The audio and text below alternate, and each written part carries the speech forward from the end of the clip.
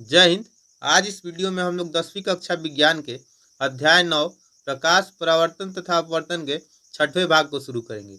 इस वीडियो में हम लोग गोलीय दर्पण द्वारा परावर्तन के लिए चिन्ह परिपाटी और दर्पण सूत्र से संबंधित कुछ पद के बारे में पढ़ेंगे। देखिए, दर्पण सूत्र का प्रयोग करके जब हम लोग आंकिक प्रश्नों का हल करते हैं तो इस चिन्ह परिपाटी का ध्यान दिया जाता है।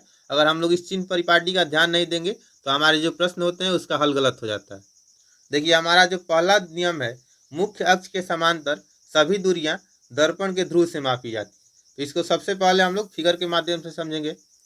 तो देखिए, यहाँ एम एन जो है वो एक दर्पण है। एम एन एक क्या है? दर्पण है।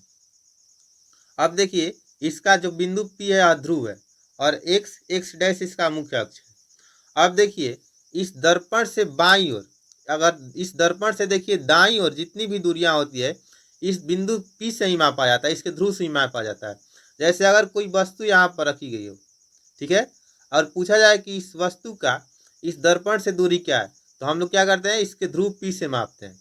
अगर मान लीजिए अगर इसी तरह से अगर कोई इसके बाईं ओर कोई वस्तु यहाँ पर रखा गया है और पूछा जाए कि इसकी दर्पण से दूरी क्या है, तो हम लोग दर्पण से दूरी निकालने के लिए क्या करते हैं, इसके बिंदु पी से मापते हैं दूरी को।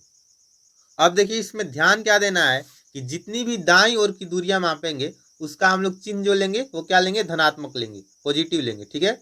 और जितनी भी बाईं ओर की दूरी मापेंगे इसके ध्रुव से उसको हम लोग ऋणात्मक लेंगे, उसका जो साइन होता है वो निगेटिव लेते हैं हम लोग। देखिए, दूसरा नियम है, आपतित किरण की दिशा में मापी गई दूरियां धनात्मक तथा आपतित किरण की विपरीत दिशा में मापी गई दूरियां ऋणात्मक होती है। देखिए, पहला और दूसरा जो नियम है लगभग सेम है, दोनों एक ही नियम है, उसको अलग अलग तरीके से लिखा गया है। देखिए, यहाँ पर कोई भी वस्तु को हम लोग कहाँ रखते हैं, दर्पण के बाईं ओर रखते हैं, और बाईं ओर से जो किरण आएगी ये क्या होगी, आपतित किरण होगी। तो आपतित किरण की दिशा में हम लोग मापी गई दूरियां क्या लेते हैं, धनात्मक लेते हैं। जैसे आपतित किरण इधर से इधर जाती है, ये क्या है, आपतित किरण की दिशा इधर से इधर जा रही है, ठीक है। तो इस तरह की दूरी जो हम लोग मापेंगे तो हम लोग क्या करेंगे, धनात्मक लेंगे।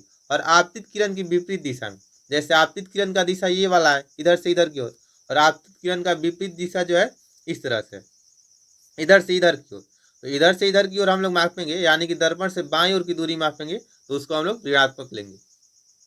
अब देखिए, तीसरा नियम है, मुख्य अक्ष के लंबवत तथा ऊपर की ओर मापी जाने वाली दूरियां धनात्मक मानी जाती है। अब देखिए, यहाँ एक्स एक्स डैश क्या है, इसका मुख्य अक्ष है, और इसके ऊपर की ओर लंबवत, जैसे मान लीजिए ए बी क्या है, एक वस्तु है, अगर हम लोग इसकी ऊंचाई मापेंगे तो ये वस्तु क्या है, इसके लंबवत है, तो इसके ऊपर की ओर मापेंगे।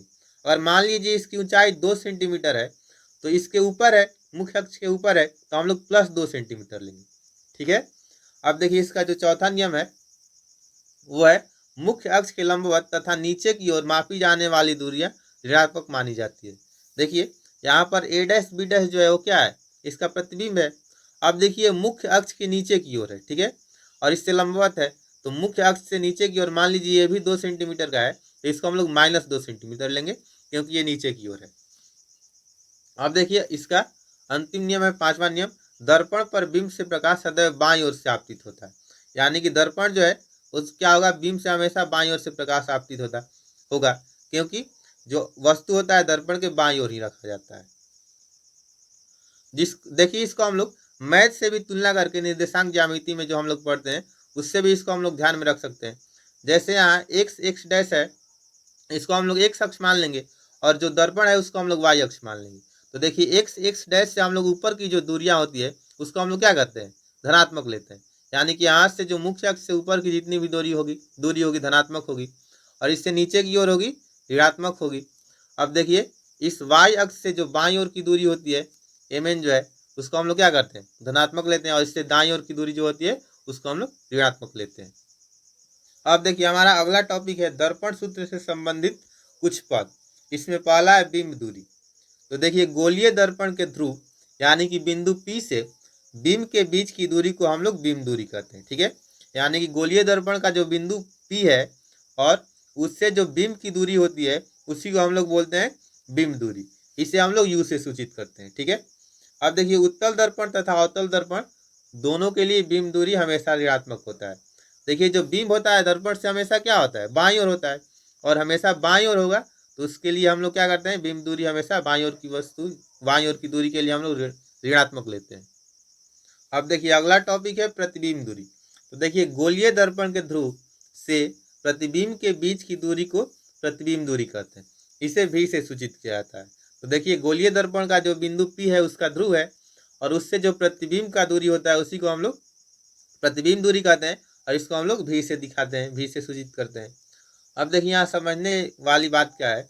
वास्तविक प्रतिबिंब के लिए प्रतिबिंब दूरी ऋणात्मक तथा आभासी प्रतिबिंब के लिए प्रतिबिंब दूरी धनात्मक होता है।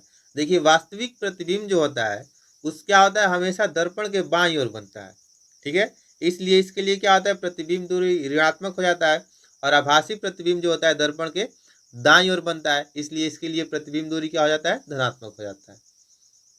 अब देखिए अगला टॉपिक है फोकस दूरी।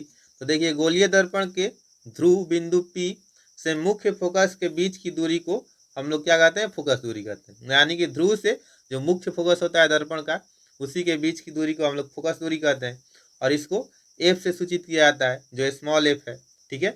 अब देखिए अवतल दर्पण के लिए फोकस दूरी ऋणात्मक तथा उत्तल दर्पण के लिए फोकस दूरी धनात्मक होता है। देखिए अवतल दर्पण का जो वक्रता त्रिज्या होता है वो क्या होता है, दर्पण से बाईं ओर होता है, इसलिए इसका फोकस दूरी भी क्या होता है, ऋणात्मक होता है। और देखिए उत्तल दर्पण का जो वक्रता त्रिज्या होता है, वक्रता केंद्र होता है, इससे दाईं ओर होता है, और इसी वजह से इसका फोकस दूरी क्या होता है, धनात्मक होता है। अब देखिए यहाँ एक नोट है, अवतल दर्पण की वक्रता त्रिज्या ऋणात्मक तथा उत्तल दर्पण की वक्रता त्रिज्या धनात्मक होती है। यानी कि वक्रता त्रिज्या वक्रता केंद्र क्या होगा, बाईं ओर होगा तो ऋणात्मक होगा, और वक्रता केंद्र अगर दाईं ओर होगा दर्पण से तो उत्तल दर्पण के लिए क्या हो जाएगा, यह धनात्मक हो जाएगा। इस वीडियो में इतना ही। अगले वीडियो में हम लोग दर्पण सूत्र को पढ़ेंगे और उससे संबंधित कुछ आंकिक प्रश्न करेंगे। मुझे आशा है ये सभी टॉपिक जो है आप लोगों को समझ में आ गए होंगे। अब हम लोग मिलेंगे नेक्स्ट वीडियो में, तब तक के लिए जय हिंद।